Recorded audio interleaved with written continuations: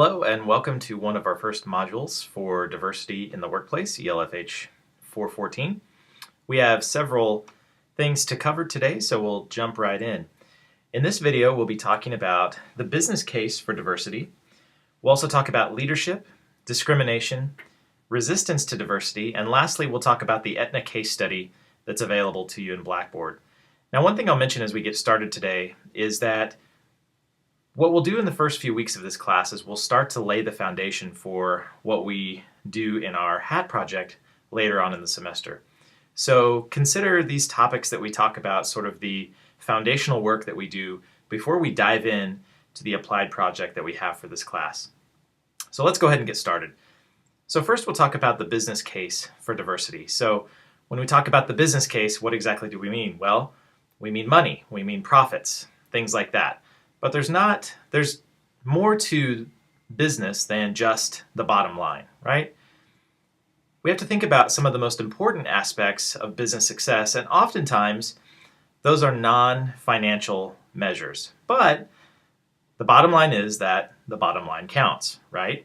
So when we think about some of the most important aspects of business success, we think about profit, we think about goodwill, we think about reputation and things like that, and oftentimes companies have even begun to try to capture some of this on balance sheets and income statements, things like goodwill and community service and things of that nature that they often can't capture directly through things like profits and expenses, right?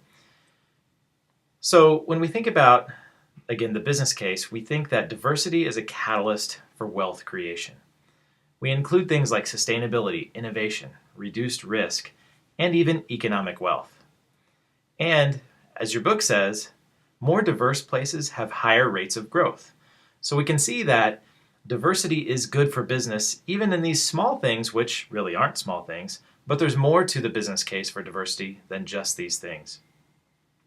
So from a human capital perspective, what do individuals contribute to an organization? What are we giving to the organization that makes us as employees so valuable to the organization? Well, we think about things like our ideas, our input, our innovations, all the kinds of things that we bring to an organization are important, and it's important that we have diversity in thought, diversity in background, so that we have new, fresh ideas. How can these contributions be increased in amount or quality?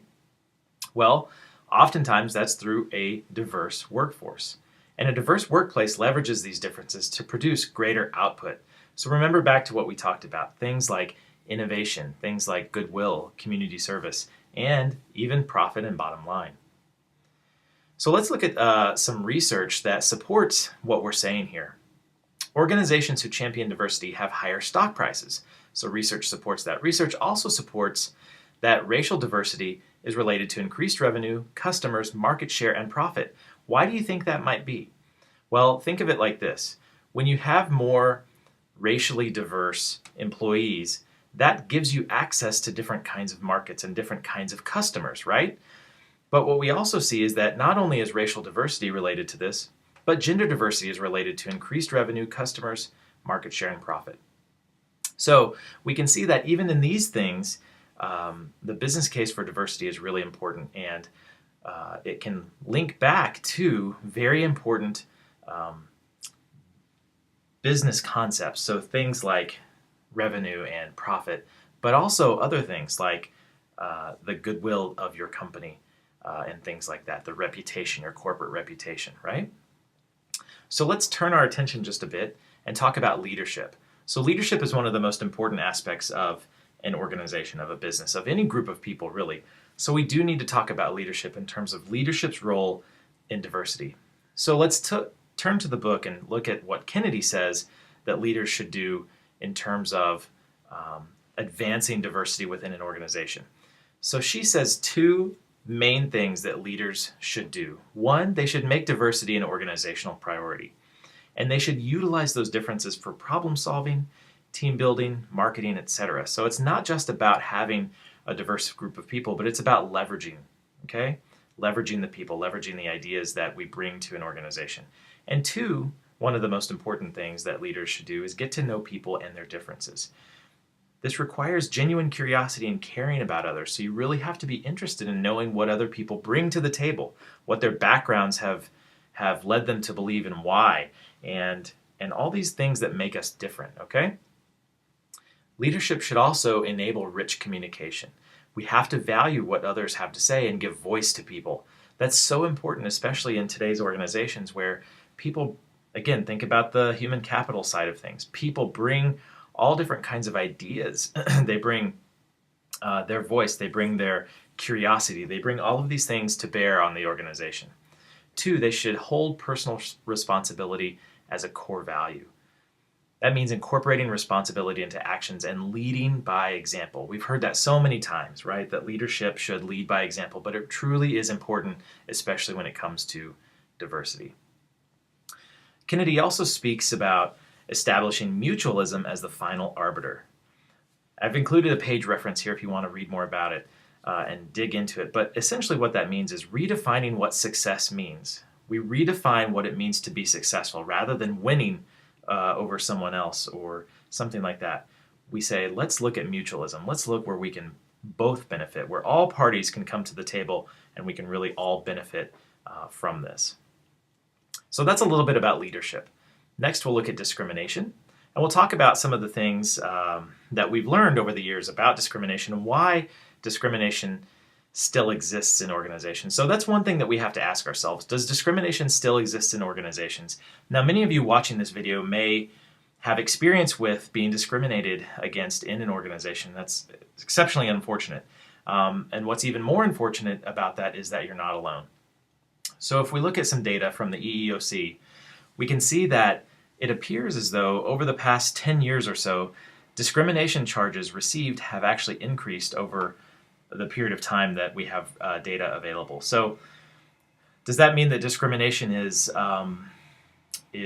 more widespread, or does it mean that people are more comfortable reporting discrimination? Well, these data don't really tell us, but suffice to say that there are lots and lots of charges of discrimination received by the EEOC. Now, if the EEOC receives a charge of discrimination, there's an investigation that's opened. Often there's a lawsuit that's involved, things like that. So these are probably the more larger kinds of grievances that folks have. But again, I think it's interesting to just note that there seems to be sort of an upward trend, and that's, to me, that's alarming. Now, again, it could be that we have a larger workforce. It could be that people are more comfortable reporting discrimination, which is a good thing, to be more comfortable reporting discrimination if you see that it exists or that it happens. At the same time, it still is bothersome that we have these kind of data to show that, yes, we still have this problem. Let's talk about why, in terms of numbers, why this could be happening. So discrimination happens against people who are different than ourselves, right? That's sort of the whole notion of discrimination. That's the whole idea of discrimination.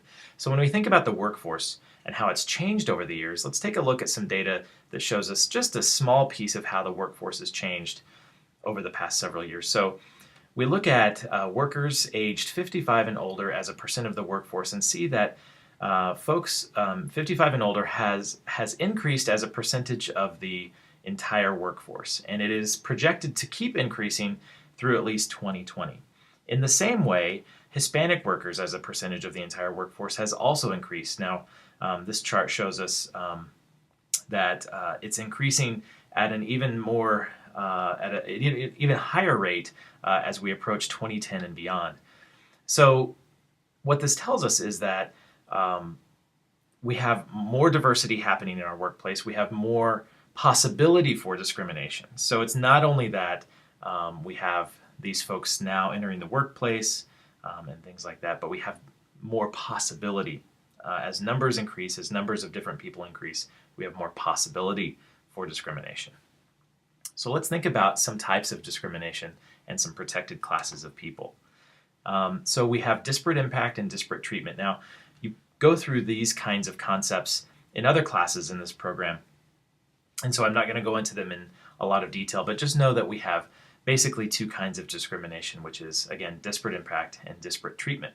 And so, again, it's treating people differently. It could be a system, it could be a policy that's in place that impacts people differently, and so we start to carve out different groups. Now, there are legal kinds of discrimination and there are illegal kinds of discrimination. So those are not details that we'll go into in this session, but do know that there are some legal forms of discrimination that do exist. And so all discrimination isn't necessarily a bad thing. It's discrimination that's not based on a purpose, and that's not based on, and I'll even go further, not based on a good, sound purpose, okay? We do have some protected classes, obviously. Again, we're not going to go into this in a lot of detail. There's a lot of case law and legal issues that have come about to protect these different classes of people, and that includes age, disability, national origin, pregnancy, race or color, religion, gender, and veteran status, just to name a few. And as we move forward in the semester, these we'll have different weeks where we focus on one or more of these in some form. Now, we're not going to get to all of them, but this sort of forms the basis or the scaffolding for what we'll talk about for each specific week as we move forward. Next, I want to talk about an interesting topic, which is resistance to diversity.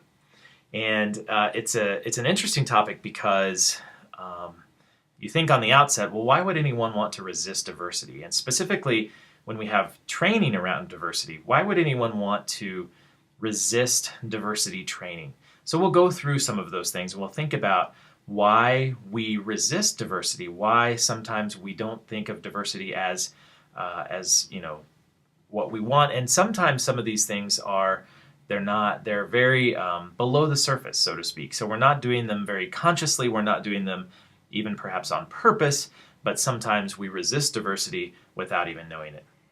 So why is diversity resisted? Well, we don't like change, and that's sort of true of most people, right? Most groups, most nationalities, whatever, we really don't like change. And so as we saw before, as change begins to happen in our workplaces, whether that's more women in the workforce, more racial minorities in the workforce, different age groups in the workforce, that changes the nature and it changes the composition of the work that we do together, and we naturally like to resist that change. We fear a loss of dominance, particularly if you're from a group that is a majority group and has historically been a majority group. We fear that loss of dominance. Somehow we think, well, we're going to be somehow lower or less than, because we feel losing that dominance will mean us, something will be taken away from us, okay? There's also the fear of offending, which is known as intergroup anxiety. So instead of having a diverse group, we think, well, you know what, I just want to be around people who look and think like me, because then I probably won't offend them, right? It's a legitimate kind of concern, but it's often unfounded. Next, we think racism and sexism don't exist anymore. And we've seen through the data earlier on that, yes, discrimination still happens. Yes, racism still happens. Yes, sexism still happens. And it seems like almost every day we hear in popular media that there are still issues like this happening on a daily basis, right? In fact, many of you have even been the victim of racism or sexism. Many of you have faced these kinds of things, not only in your workforce, but in society. Next, we think that sometimes our social identities may be threatened. So depending on what group I come from, I feel like those ideas, what I stand for, quote unquote, may be threatened if diversity is opened up in an organization. And lastly, corporate culture doesn't support us. So if the corporate culture is resistant to diversity, there's a chance that we are going to be resistant to diversity as well. So it's really important that your corporate culture has to support diversity, but also has to support individuals in living out that diversity. So let's talk a little bit about how diversity is resisted. So if we think that sometimes we do resist diversity, well, how do we do that? We do it through our physical and mental withdrawal. So we don't necessarily raise our hand in meetings. We hold our ideas back, and we don't necessarily give of ourselves. We often go into denial. We issue complaints. We have organized objections. There's sometimes open conflict, and often when it comes to diversity training, we, quote, punish the educator. So we ask really harsh questions, or we challenge inappropriately, things like that. so that we're sort of taking out our aggression and we're taking out that resistance, living that resistance towards that person, that individual. Let's talk a little bit about how we overcome resistance to diversity. We help individuals empathize and understand other groups. And again, we can do this through training. We can also do it through just networking and getting to know other individuals, getting to know who they are as people and understanding their struggles and their day-to-day life, just understanding people as people. We make sure that training groups and teams are diverse, so we try to, especially if you're a manager, you try to make sure, if you can, that different groups and teams that you have that you might supervise are diverse. And that could be diverse in terms of sexual orientation, gender, race, age, what have you, okay? We initiate positive interactions, and this comes from contact hypothesis, basically stating that when we have interaction with someone, when we have that social exchange with someone else, especially if it's a positive interaction, that later on, that will be reinforced for us, that if we have positive connections, if we have positive interactions with people, that reinforces good things about those people, good things about particularly their groups or what they represent to us. And lastly, the organization has to support diversity from a systematic and cultural perspective. This is so critical. It's so important that your organization, particularly larger organizations, have processes, they have programs in place that support diversity, that advance diversity in some way. All right, so lastly, I want to talk about the Aetna case, and I want to give you just some brief instructions on what I'd like you to do. Please read through the Aetna case provided. I've provided it in Blackboard for you. I want you to assume the role of Raymond. So you'll hear about this character in this study. His name is Raymond. I want you to assume the role of Raymond. In a discussion board, which is posted for you in Blackboard, I want you to describe 1 or 2 points of information you would use to make your case to the board for keeping diversity initiatives intact. What would be the things that you would bring to the surface to say, you know what, diversity initiatives are really important for us, and here's why. So use 1 or 2 points of information that you would use. What would those points of information be? And of all of the information you're given in the 6 areas, think about what you consider to be the most important. So I want your opinions here. I want you to dive into this case study a bit and think about what's most important for you. So think about all of the things that are presented. Think about what makes most sense for the business case for diversity. Again, think back to some of the things that we talked about at the beginning of this presentation, and think about what is most important for diversity. What does diversity impact the most, that is the most crucial, the most critical for us to think about and make your case. Okay, have a great week. If you have any questions, please feel free to contact me, and enjoy your work for this week.